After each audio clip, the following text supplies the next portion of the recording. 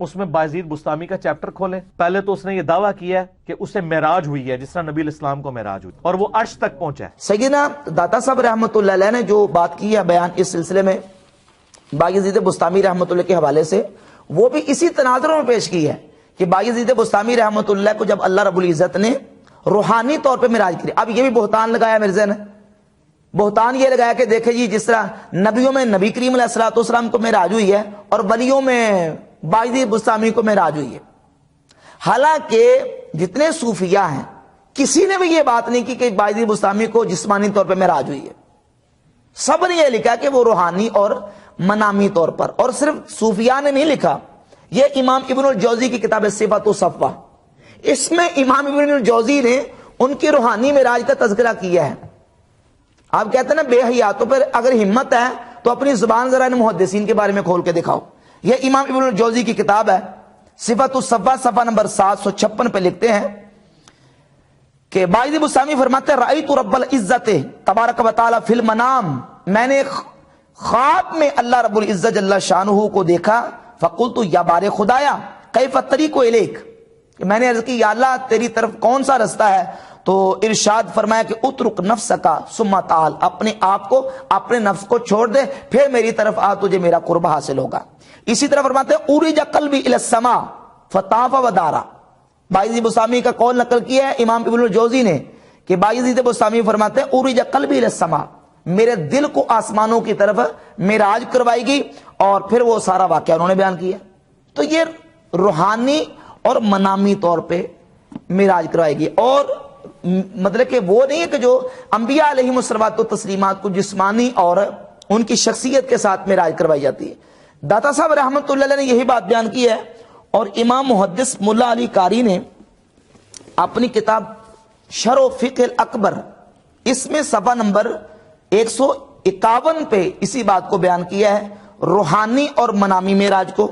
یہ سیدنا داتا صاحب رحمۃ اللہ کی کتاب ہے کشف المحجوب شریف. اس کتاب کشف المحجوب میں حضور سیدنا گنج بخش رحمۃ اللہ تعالی علیہ نے ایک ان کی منامی اور روحانی معراج کا تذکرہ کیا. کہتے ہیں کہ ابو یزید رضی اللہ عنہ عجب روزگار مرد میں بوداست، کہ بايزيد بسطامی ایک بڑے عجیب آدمی تھے اور یگانہ روزگار تھے. وے گوید سر ما ربا آسمان ہابرن، وہ کہتے ہیں میری روح کو آسمانوں کی طرف بلند کیا گیا اور پھر جب میں بلندیوں پہ پہنچا مجھے کچھ نظر نہیں آیا اور اپنی ذات کے علاوہ کچھ نظر نہیں آیا. تو میں نے عرض کی، میں نے کہا بار خدایا با من مرا تو رانیس و از خود یہ خود مرا گزر نیس مرا چے باید کر، کہ یا اللہ میں اتنی بلندی پہ آ کے بھی تجھے نہیں پا سکا تو میں کیا کروں؟ تو فرمان آمد یا با یزید خلاصے تو از تو یہ تو در مطابت دوست ماں بستاست، کہ اے بايزيد اگر مجھے میرا قرب چاہتا ہے تو اپنے آپ سے خلاصی پالے، اپنی خودی کو مٹا دے، ختم کر دے. دیدارا بخا کے قدم وے اکتحال کن، اپنی آنکھوں کو اس مٹی کو اپنی آنکھوں کا سرما بنا لے جو مٹی میرے محبوب صلی اللہ علیہ وآلہ وسلم کے قدموں کے ساتھ لگی. وہ مٹی اپنی آنکھوں کا سرما بنا لے جو میرے محبوب صلی اللہ علیہ وآلہ وسلم کے قدموں کو لگی ہے. بر مطابت و مداومت کن، اور ان کی اتباع میں ہمیشگی کرتا جا، تجھے خدا مل جائے گا. اس واقعے کو نقل کرنے کے بعد سیدنا داتا صاحب فرماتے ہیں ایرا اہل طریقت معراج با یزید گوئند، اس کو اہل طریقت بايزيد بسطامی کی معراج کہتے ہیں. نہ یہ کہ وہ جسمانی طور پر آسمانوں سے بلند گئے تھے، روحانی طور پر سوئے ہوئے یا باطنی طور پہ ان کو اللہ رب العزت نے یہ معراج. اور آگے فرق بھی بیان کیا ہے، فرماتے ہیں معراج عبارت بود از قرب، پس معراج انبیاء از وے اظہار بود بشخص و جسد و از اولیاء از روئے ہمت و اسرار.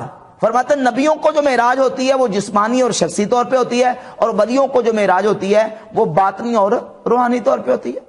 داتا صاحب نے بالکل صراحت کے ساتھ لکھ دیا. اور یہ بہتان گڑھ رہا ہے سیدنا داتا صاحب رحمۃ اللہ کے حوالے سے، اور کہتا ہے کہ جناب انہوں نے لکھا ہے کہ وہ نبیوں میں نبی کریم علیہ الصلوۃ والسلام کو معراج ہوئی ہے اور ولیوں میں بايزيد بسطامی کو معراج ہوئی ہے.